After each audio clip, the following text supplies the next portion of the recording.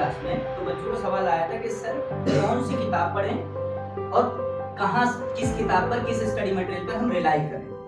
तो एक तो सबसे पहले समझ लेना कि जिस तरह से समय आपके पास इस समय बचा हुआ है, ऐसे में आपको किसी नई बुक को एक्सप्लोर नहीं करना चाहिए। एनसीईआरटी का आप हिसाब समझ गए होंगे कि बिगिनिंग करने के लिए तो सही है, बेसिक्स को समझने के लिए तो सही है, एक आइडिया लेने के लिए तो सही है, लेकिन आपने हाफ ईयरली एग्जाम भी दिया होगा, प्री बोर्ड एग्जाम भी दिया होगा और आपको समझ में आ गया होगा कि खाली एनसीईआरटी से काम नहीं होगा। ये रियलाइज किया कि नहीं आपने? तो कहने का मतलब क्या हुआ कि उसके अलावा हम और किससे प्रैक्टिस कर रहे हैं बताओ? स्टडी मटेरियल से। स्टडी मटेरियल में आपने क्या नोटिस किया होगा कि बड़ा सिस्टमैटिक सारे एमसीक्यू, असेसरीज, केस स्टडीज और 2-2 नंबर के क्वेश्चन, 3-3 नंबर के क्वेश्चन, 5-5 नंबर के क्वेश्चन नहीं।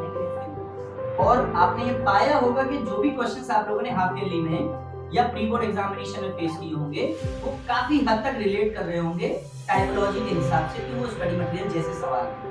एग्जैक्टली वो है या नहीं है ये कभी इंश्योर नहीं कर सकते हम लोग, लेकिन क्वेश्चन को पूछने का तरीका लगभग वैसा ही है जैसा स्टडी मटेरियल में पूछा गया। ऐसे में अदर देन एनसीईआरटी, जरूरी नहीं कि हम इसी स्टडी मटेरियल की बात कर रहे हो, अदर देन एनसीईआरटी अगर कोई भी प्राइवेट पब्लिकेशन की आपके पास बुक है जिसको आपने अदर देन एनसीईआरटी इससे पहले सेशन में किया है, तो उस बुक को और अपनी एनसीईआरटी को, इन दोनों बुक्स को आपको प्राइमरली टारगेट बनाना है अपनी प्रिपरेशन में। जब आप इन दोनों को थॉरो कर लोगे तो आप ये कह सकते हो कि मेरा प्रिपरेटरी फेज पूरा हो गया। जब प्रिपरेशन हो गया, कंटेंट की तैयारी पूरी हो गई, तो उसके बाद आपका टारगेट क्या बनेगा कि अब मैं अपनी प्रिपरेशन को चेक करूं।